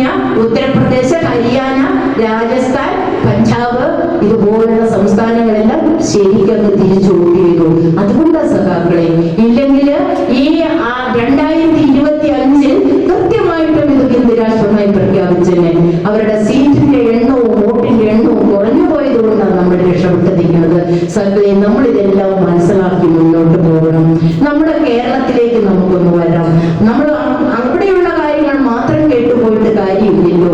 നമ്മുടെ കേരളത്തിലേക്ക് നമുക്കൊന്ന് വരാം. കഴിഞ്ഞ 9.5 വർഷക്കാലമായി നമ്മുടെ ഗവൺമെന്റ് അധികാരത്തിൽ വന്നിട്ടുണ്ട്. ആ ഗവൺമെന്റ് അധികാരത്തിൽ വന്നപ്പോൾ 4 മിഷനുകൾ ഉണ്ടാക്കിക്കൊണ്ട് ഇവിടെ ഇരിക്കുന്ന പഞ്ചായത്ത് മെമ്പർമാർക്കും പ്രസിഡന്റുമാർക്കും ഒക്കെ അറിയാം അതിന്റെ കാര്യങ്ങൾ. 4 മിഷന് രൂപീകൃതമാക്കിക്കൊണ്ട് ആ 4 മിഷനെ ഉപയോഗിച്ചുകൊണ്ട് ഏതെല്ലാം മേഖലയാണോ, പശ്ചാത്തല മേഖല, വിദ്യാഭ്യാസ മേഖല, ആരോഗ്യ മേഖല, എല്ലാ മേഖലയും വളരെയധികം ജാഗ്രതയോടെ നോക്കിക്കൊണ്ട് അതിനെ എല്ലാം വളർത്തിക്കൊണ്ടുവരാൻ കഴിഞ്ഞു. ഇന്ന് ഹരിതകർമ്മ സേന എന്ന് പറയുന്ന ഒരു സെറ്റ് സഖാക്കൾ നമുക്കുണ്ട്, സ്ത്രീ സഖാക്കൾ നമുക്കുണ്ട്. അവര് രാവിലെ മുതല് ശരിക്കും പറഞ്ഞാൽ സർക്കാരിന്റെ ജോലിക്കാരാണ്. അതുപോലെ തന്നെ ഒട്ടനവധി ജോലികൾ ചെയ്യുന്ന സ്ത്രീകളുണ്ട് നമ്മുടെ ഇടയിൽ. ആ 4 വിഷയം കൊണ്ടുവന്നുകൊണ്ട് ഈ കേരളത്തെ സമഗ്ര വികസനത്തിലേക്ക് ഉയർത്തിയ ഗവൺമെന്റ് ആയിരുന്നു 1ാം പിണറായി ഗവൺമെന്റ് എന്നുള്ളത്. അതിനുശേഷം കോവിഡും പ്രളയവും നിപ്പയും ഓഖിയും എല്ലാം വന്ന കാലഘട്ടത്തിലും എല്ലാ ജനങ്ങളെയും ചേർത്ത് പിടിച്ചു. ആ ചേർത്ത് പിടിച്ചതിന്റെ പരിണിത ഫലമാ സഖാക്കളെ 2021 വീണ്ടും നമുക്ക് അധികാരത്തിലേക്ക് വരാൻ കഴിഞ്ഞത്. ആ 2021 അധികാരത്തിലേക്ക് വന്ന പിണറായി ഗവൺമെന്റ് 2022 മുതൽ ആരംഭിച്ചതാണ് എന്ത്? ഈ കഴിഞ്ഞ നവംബർ 1-ാം തീയതി ഈ കേരളം എന്ന് പറയുന്ന സംസ്ഥാനം അതിദരിദ്രരില്ലാത്ത സംസ്ഥാനമാക്കി പ്രഖ്യാപിച്ചു എങ്കിൽ അത് സെപ്റ്റംബർ 31 വരെ തീരുമാനമില്ലാതെ ഇരുന്നിട്ട് തീരുമാനിച്ചതല്ല. ഏതാണ്ട് 2022 മുതൽ വിവിധങ്ങളായ ഡിപ്പാർട്ട്മെന്റുകളെ കോർത്തിണക്കിക്കൊണ്ട്, ത്രിതല പഞ്ചായത്ത് സംവിധാനങ്ങളെ കോർത്തിണക്കിക്കൊണ്ട്, അതിന്റെ എല്ലാം കോർത്തിണക്കലിന്റെ ഭാഗമായി ഓരോ വാർഡിലും അതിദരിദ്രരായുള്ള ആളുകളുടെ ലിസ്റ്റ് എടുത്ത് 2022 മുതൽ തുടങ്ങിയ പരിപാടിയാണ് ഈ 2025 നവംബർ 1-ന് അതിദരിദ്രരില്ലാത്ത സംസ്ഥാനമായി പ്രഖ്യാപിച്ചത്. 64,006 പേരുടെ കണക്കാണ് നമ്മുടെ കേരളത്തിൽ മൊത്തത്തിൽ അതിദരിദ്രരുടെ ലിസ്റ്റ് എടുത്തു കൊടുത്തിരിക്കുന്നത്. നമ്മുടെ വാർഡ് ഭരിക്കുന്ന നമ്മുടെ ഇടതുപക്ഷ ജനാധിപത്യ മുന്നണിയുടെ മെമ്പർമാരുള്ള വാർഡിലെല്ലാം 10ഉം 12ഉം പേരൊക്കെ അതിദരിദ്രരുടെ ലിസ്റ്റിലുണ്ട്. പക്ഷേ കോൺഗ്രസ് ഭരിക്കുന്ന വാർഡിൽ അതിദരിദ്രരില്ല എന്ന് അവർ പറയുക. അങ്ങനെ ഒരു ലിസ്റ്റ് അവർക്ക് ഉണ്ടാക്കാൻ കാണുന്നില്ല എന്ന് പറയാൻ അത് മറ്റൊന്നുമല്ല സഖാക്കളെ, നമ്മുടെ ഗവൺമെന്റാണ് ഈ തീരുമാനം കൊണ്ടുവന്നത് എന്നുള്ള ഒറ്റ കാരണത്തിന്റെ പേരിൽ അർഹമായിട്ടുള്ള തുക കിട്ടാത്ത UDF-ന്റെ മെമ്പർമാരുള്ള വാർഡുകളിൽ ഉണ്ട് എന്നുള്ള കാര്യം നമ്മൾ മനസ്സിലാക്കിപ്പോഴും. അതിനുശേഷം ക്ഷേമ പെൻഷനുകൾ വർദ്ധിപ്പിച്ച കാര്യം ഈ കഴിഞ്ഞ നിയമസഭാ സമ്മേളനം നമ്മളെല്ലാവരും കണ്ടതാണ്. അവിടെ അടിയന്തര പ്രമേയം കൊണ്ടുവന്ന് ആ സമ്മേളനത്തെ അലങ്കോലമാക്കാൻ വേണ്ടി VD സതീശൻ ഉൾപ്പെടെയുള്ള ആളുകൾ നന്നേ പരിശ്രമിച്ചതാണ്. അടിയന്തര പ്രമേയം എല്ലാം വെച്ചത് പാസ്സാക്കാൻ തീരുമാനിച്ചു. അതെല്ലാം തള്ളിക്കളയുമെന്ന് അവർ വിചാരിച്ചത്. ലാസ്റ്റ് ഒരു നിർവാഹവും ഇല്ലാതെ വന്നപ്പോൾ വലിയൊരു കറുത്ത ബാനർ അടിച്ചുകൊണ്ടുവന്ന് സ്പീക്കറുടെ മുഖം മറച്ചു പിടിച്ചുകൊണ്ട് മുദ്രാവാക്യം വിളിക്കുന്ന പ്രതിപക്ഷത്തെ നമ്മൾ കണ്ടു. പക്ഷേ ഇതെല്ലാം ചെയ്തപ്പോഴും എടുക്കേണ്ട തീരുമാനങ്ങൾ കൃത്യമായി എടുത്തുകൊണ്ട് ആ മന്ത്രിസഭയും നിയമസഭയും കൂടി പൂർത്തീകരിച്ചു എന്നുള്ളതാണ് സത്യം. ആ മന്ത്രിസഭ എടുത്ത തീരുമാനമാണ് നവംബർ 1 എന്നുള്ളത് അതിദരിദ്രരില്ലാത്ത കേരളമാക്കി മാറ്റിയത്. രണ്ടാമത് 1600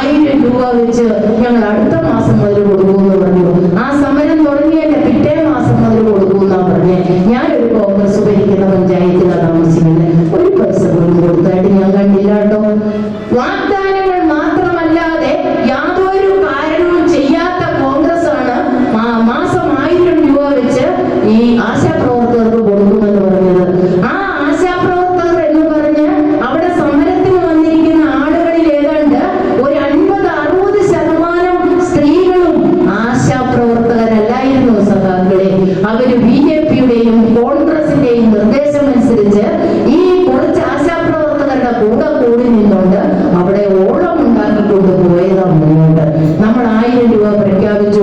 അവർ 1000 രൂപ നമ്മൾ പ്രഖ്യാപിച്ചപ്പോൾ പറഞ്ഞു ഇവിടുത്തെ സമരം അവസാനിപ്പിക്കുക, ഇനി ഞങ്ങൾ വീട് വീടാന്തരം കയറി സമരം നടത്താൻ പോവുക, വീട് വീടാന്തരം കയറി ഞങ്ങൾ ആളുകളോട് പറയാൻ പോവുക എന്ന് പറഞ്ഞു. സമരം അവസാനിപ്പിക്കുന്ന ഘട്ടവും നമ്മൾ കണ്ടു. സഹകളെ, ഏതെങ്കിലും മനസാക്ഷിയുള്ള, ഏതെങ്കിലും ഹൃദയമുള്ള ഏതെങ്കിലും ഒരു സ്ത്രീ രാഹുൽ മാങ്കൂട്ടത്തിനെ ആ സമരം അവസാനിപ്പിക്കാൻ വേണ്ടി ആ യോഗത്തിലേക്ക് വിളിക്കുമോ? സഖാക്കളെ, നമ്മൾ കണ്ടുവല്ലോ. അവനെ കുറിച്ച് കൂടുതൽ കാര്യങ്ങളൊന്നും ഞാൻ വിശദീകരിക്കുന്നില്ല, കാരണം അതിനുള്ള അർഹത അവനില്ല. എന്നിരുന്നാൽ പോലും ഗർഭിണിയാക്കിയ ഒരു യുവതിയോട് തന്റെ ഗർഭാവസ്ഥയിൽ കിടക്കുന്ന ശിശുവിനെ, ആ കുഞ്ഞിനെ നശിപ്പിച്ചു കളയണമെന്നും ആ കുഞ്ഞിനെ നശിപ്പിച്ച് കളയുന്നില്ല എങ്കിൽ നിന്നെ ഞാൻ കൊന്നുകളയുമെന്നും പറഞ്ഞ് ഫോണിൽ കൂടെ സംഭാഷണം നടത്തിയ രാഹുൽ മാങ്കൂട്ടത്തിനെ തന്നെ ഈ ആശാപ്രവർത്തകരുടെ സമരം സമാപിപ്പിക്കാൻ വേണ്ടി വിളിച്ചുവെങ്കിൽ നമ്മൾ ഒറ്റ കാര്യം മനസ്സിലാക്കിയാൽ മതി. ആ സമരപന്തലിൽ ഉണ്ടായിരുന്നവർ BJP-യും ഈ പറയുന്ന കോൺഗ്രസുമായിരുന്നു. അല്ലെ, വിളിക്കുമോ? നമ്മുടെ സഖാക്കളാണ് അവിടെ ഇരിക്കുന്നത് എങ്കിൽ വിളിക്കുമോ? അമ്മയും അമ്മയുടെ കുഞ്ഞും തമ്മിലുള്ള പുപ്പിൾപ്പൊടി ബന്ധം അറിയാവുന്ന ഏതെങ്കിലും മാതാക്കൾക്ക് സാധിക്കുമോ സഖാക്കളെ? എന്നിട്ടോ സംഭവിച്ചത് എന്താ?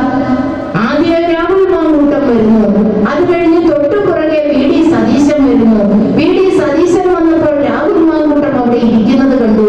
മനസ്സുകൊണ്ട് പാർട്ടിയിൽ നിന്ന് പുറത്താക്കിയിട്ടില്ല എങ്കിലും നമ്മളെ ബോധ്യപ്പെടുത്താൻ വേണ്ടി പാർട്ടിയിൽ നിന്ന് പുറത്താക്കിയവരാണല്ലോ രാഹുൽ മാങ്കൂട്ടം.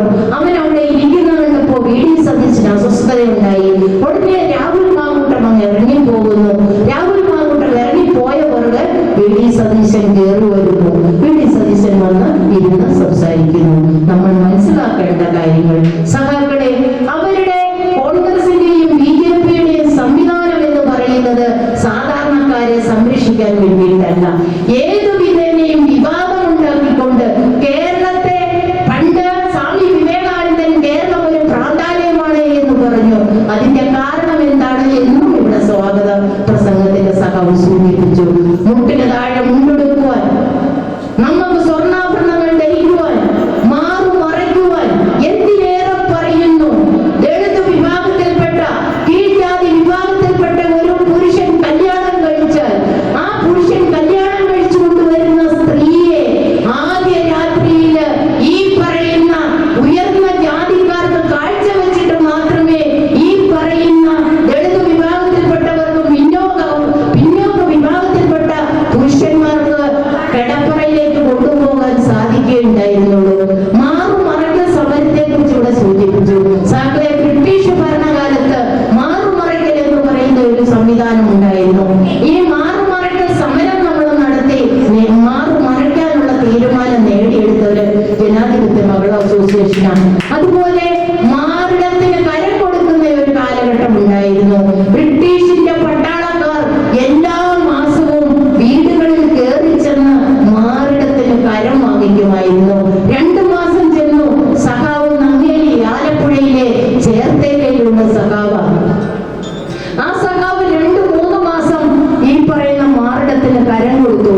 അപ്പോൾ ആ സഖാവിന് മനസ്സിലായി ഇതിങ്ങനെ മുന്നോട്ട് പോയി കഴിഞ്ഞാൽ ഇത് തുടർന്നു വരുന്ന സ്ത്രീകൾക്കും ഇത് ബാധകമാകുമെന്ന് മനസ്സിലാക്കിക്കൊണ്ട് വന്ന ബ്രിട്ടീഷിന്റെ പടയാളികളോട്, അവരുടെ പട്ടാളക്കാരോട് എല്ലാ ആതിഥ്യ മര്യാദയും കൊടുത്തുകൊണ്ട് കയറിയിരിക്കാൻ പറഞ്ഞു.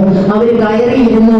ഈ പറയുന്ന നങ്കേലി എന്ന് പറയുന്ന സഖാവ് ഒരു ചെറിയ പിച്ചാത്തിയം എടുത്തുകൊണ്ട് പിന്നാമ്പുറത്തൂടെ പുറകിലേക്ക് ഇറങ്ങിപ്പോയി.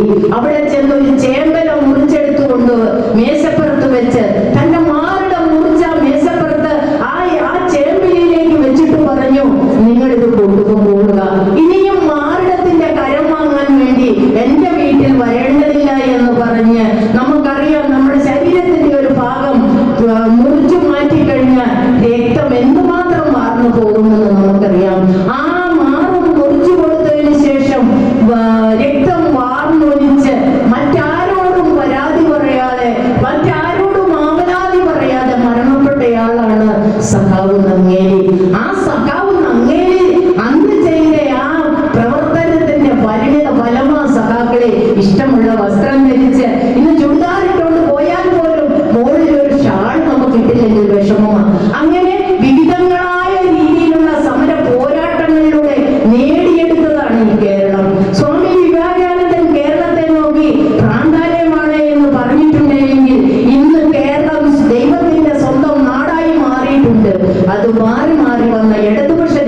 ജനാധിപത്യ കരുതലുകളാണ്.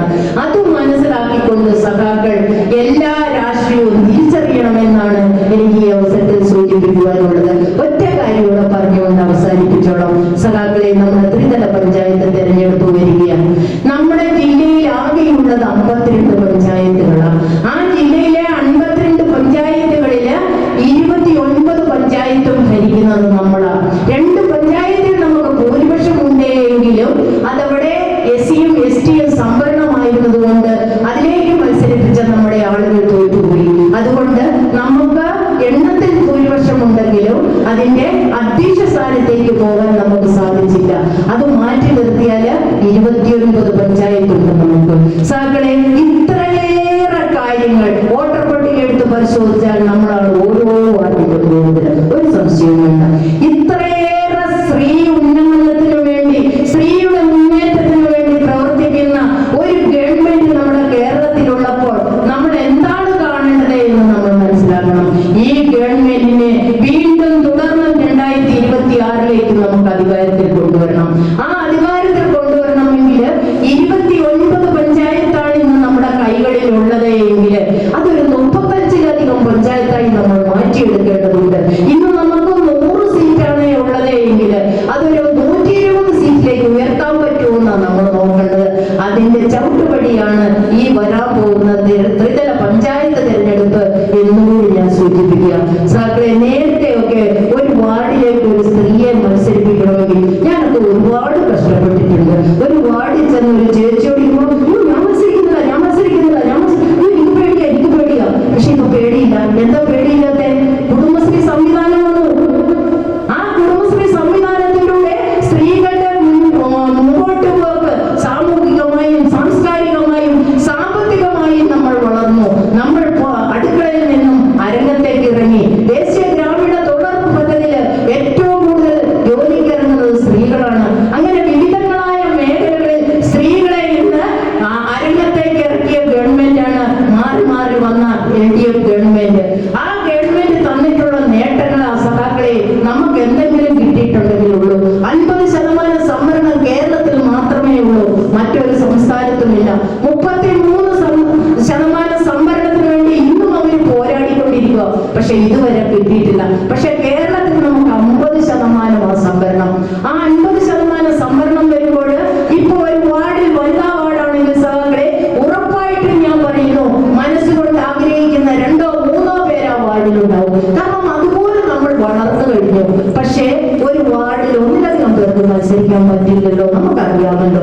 അപ്പൊ പിന്നെ നമുക്ക് ഒരു വാർഡിൽ ആരെയാണോ തീരുമാനിക്കുന്ന സഖാക്കളെ, അവരാരും ആയിക്കോട്ടെ, അവർക്ക് ഇച്ചിരി കളർ കുറഞ്ഞവരായിക്കോട്ടെ, നല്ല കളർ ഉള്ളവരായിക്കോട്ടെ, ഏത് ജാതി ആയിക്കോട്ടെ, ഏത് മതമായിക്കോട്ടെ, അവർക്ക് സമ്പത്തുള്ളവരായിക്കോട്ടെ, ഇല്ലാത്തവരായിക്കോട്ടെ, ആരുമായിക്കോട്ടെ, ആ നിർത്തുന്ന സ്ഥാനാർത്ഥിയെ ജയിപ്പിക്കുക എന്നുള്ള ഉത്തരവാദിത്തമായിരിക്കണം നമ്മൾ ഏറ്റെടുക്കേണ്ടത്.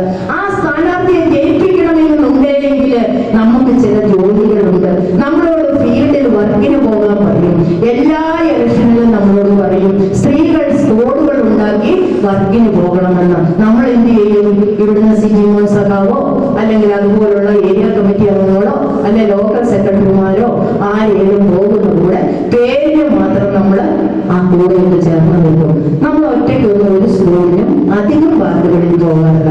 പക്ഷെ ഒറ്റയ്ക്ക് പോകേണ്ട സാഹചര്യം എന്താണ് ഈ രാജ്യത്തും കേരളത്തിലും ഉള്ളത് ഞാൻ ഒത്തിരിയേറെ കാര്യങ്ങൾ വിശദീകരിച്ചു. ചാതുർവർണ്ണത്തെ കുറിച്ച് നമ്മൾ സ്ത്രീകളോട് പറയണം സഖാക്കളെ. അവരെ അത് പറഞ്ഞു ബോധ്യപ്പെടുത്തണം. നമ്മൾ ഈ കമ്മ്യൂണിസ്റ്റ് പാർട്ടി ഈ കേരളത്തിൽ നിന്ന് ഇല്ലാതായാൽ വരാൻ പോകുന്ന ഭവിഷ്യത്തുകൾ എന്തൊക്കെയാണെന്ന് നമ്മൾ അവരെ പറഞ്ഞ് മനസ്സിലാക്കണം. പുരുഷന്മാരുടെ കൂടെ പോയാൽ നമുക്ക് ചെന്ന് തിന്നാൻ ഒരു സീറ്റ് കിട്ടും. അവര് പറയാനുള്ള കാര്യങ്ങളെല്ലാം പറഞ്ഞിട്ട് അവരിറങ്ങി പോരുന്ന പുറകെ നമ്മളും പോരേണ്ടി വരും. ചേച്ചി പെരയ്ക്കകത്ത് രാവിലെ പോകാനുള്ള തിരക്കില് ചിലപ്പോൾ തൊഴിലുറപ്പിന് പോകാനായിരിക്കാം, ചിലപ്പോൾ കുടുംബശ്രീക്ക് പോകാനായിരിക്കാം, ചിലപ്പോൾ ലിങ്കേജ് വായ്പയ്ക്ക് ഒപ്പിടാനൊന്ന് ബാങ്കിൽ പോകേണ്ട ദിവസമായിരിക്കാം. അവര് പെരയ്ക്കകത്ത് വളരെ തകൃതിയിൽ ജോലി ചെയ്തുകൊണ്ടിരിക്കുന്നവരായിരിക്കാം.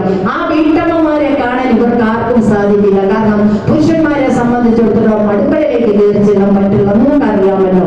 വല്ലോ നമ്മുടെ ശത്രുതയുള്ള ആരുടെയും വീട്ടിലേക്കാണ് കയറി ചെല്ലുന്നെങ്കിൽ ഇലക്ഷൻ തീരുന്നതിന് മുമ്പേ ചിലപ്പോൾ നമ്മുടെ പുരുഷ സഖാക്കളെല്ലാം അകത്തോട്ട് പോകും. നമുക്കറിയാമല്ലോ. അപ്പൊ അതിനെ എങ്ങനെ മനസ്സിലാക്കണം. അവരരി കഴുകുവോ, മീൻ വെട്ടുവോ, ഇനി തുണി കഴുകുവോ, എന്തു വേണേലും ചെയ്തോട്ടെ സഖാക്കളെ. അവരൊറ്റയ്ക്കല്ലേ അതിനകത്തുള്ളൂ. അവരുടെ ചെവിക്ക് കേൾവി കുറവൊന്നുമില്ലല്ലോ. നമ്മൾ അവരോട് ചെന്ന് പറയണം. അവരുടെ ജോലിയെ ഒന്നും തടസ്സപ്പെടുത്താൻ നമ്മൾ നിൽക്കണ്ട. നമ്മൾ പറയുന്ന കാര്യങ്ങൾ ഒന്നോ രണ്ടോ പറഞ്ഞുള്ളെങ്കിലും ആ പറയുന്ന കാര്യങ്ങൾ അവർക്ക് മനസ്സിലാകാവുന്ന രൂപത്തിൽ നമ്മൾ പറയണം. അതിന് ശേഷിയുള്ള ഒരു സഖാവ് ഈ സ്ക്വാഡിന്റെ കൂടെ ഉണ്ടാകണം. ഒരു വാർഡിൽ 2 സ്ക്വാഡ് എന്നാ പറഞ്ഞത്. ഇവിടെ ഇന്ന് ഏതാണ്ട് എല്ലാം കൂടെ ഒരു 19 പേര് സ്റ്റാർട്ടിങ്ങിൽ ഉണ്ടായിരുന്നു എന്നാണ് ഞാൻ വിചാരിക്കുന്നത്. ഇവിടെ എത്ര വാർഡുണ്ടെന്നൊക്കെ നിങ്ങൾക്കറിയാം. 2 സ്ക്വാഡ് പോകാനുള്ള ആളുകളൊക്കെ ഇഷ്ടംപോലെ ഈ മറയൂരിലുണ്ട്. സഖാക്കളെ, നിങ്ങൾ ഇത് പ്രയോഗിക്കണം. നിങ്ങൾ സ്ത്രീകളിലേക്ക് എത്തിക്കണം. ഈ ജോലി ഏറ്റെടുത്തുകൊണ്ട് ഞാൻ സൂചിപ്പിച്ചതുപോലെ ബഹുഭൂരിപക്ഷം പഞ്ചായത്ത് നമ്മുടെ കൈകളിലേക്ക് എത്തിയാൽ സഖാക്കളെ, നമുക്ക് 2026 നടക്കുന്ന നിയമസഭാ തെരഞ്ഞെടുപ്പിലേക്ക് അതിൽ നിന്നൊരു പാലം ഇടാൻ പറ്റും. ആ പാലത്തിലൂടെ നമുക്ക് അങ്ങോട്ട് കടന്നു പോകാൻ എളുപ്പമുണ്ട്. പിന്നെ ഒരു 50% ജോലി നമ്മൾ ചെയ്താൽ മതി. ഇനി 6 മാസമേ ഉള്ളൂ നമ്മുടെ മുമ്പിൽ നിയമസഭാ തെരഞ്ഞെടുപ്പ് വരാൻ. ഈ നമ്മുടെ പഞ്ചായത്ത് തെരഞ്ഞെടുപ്പിന് ശേഷം 6ാമത്തെ മാസം പാർലമെന്റ് തെരഞ്ഞെടുപ്പ്. ഇപ്പൊ ഇവിടുന്ന് ഈ പാലത്തിലൂടെ നമുക്കൊന്ന് സഞ്ചരിക്കാൻ പറ്റിയാൽ നമ്മുടെ ജോലി 50% നമുക്ക് പൂർത്തീകരിക്കാം. പിന്നെ നമുക്ക് ബാക്കി കാര്യങ്ങളിലേക്ക് പോയാൽ മതി സഖാക്കളെ. അതുകൊണ്ട് ഇവിടെ ഇരിക്കുന്ന എല്ലാ സഖാക്കളും വരാൻ പോകുന്ന തെരഞ്ഞെടുപ്പിനെ വളരെ ജാഗ്രതയോടെ കണ്ണിൽ എണ്ണയൊഴിച്ച മാതിരി കാത്തു സൂക്ഷിച്ച് നമ്മുടെ വാർഡുകളിൽ നിൽക്കുന്ന സ്ഥാനാർത്ഥിമാരാരായാലും അവരെ വൻപിച്ച ഭൂരിപക്ഷത്തോടെ വിജയിപ്പിച്ച് നമ്മുടെ ത്രിതല പഞ്ചായത്ത് സംവിധാനത്തിലേക്ക് എത്തിക്കാൻ വേണ്ടിയിട്ടുള്ള പരിശ്രമമായിരിക്കണം എന്റെ സഖാക്കളുടെ എല്ലാവരുടെയും ഭാഗത്തു നിന്നുണ്ടാകുവാൻ എന്ന് മാത്രം പറഞ്ഞുകൊണ്ട് ഇതുവരെ എന്നെ ശ്രമിച്ച നിങ്ങൾക്ക് എല്ലാവർക്കും ഇടുക്കി ജില്ലാ കമ്മിറ്റിയുടെ പേരിലുള്ള എല്ലാവിധ ആശംസകളും അഭിവാദ്യങ്ങളും അർപ്പിച്ചുകൊണ്ട് നിർത്തുന്നു. ഈ സമ്മേളനം നിങ്ങളുടെ എല്ലാവരുടെയും അനുവാദത്തോടുകൂടി ഉദ്ഘാടനം ചെയ്തതായി അറിയിച്ചുകൊണ്ട്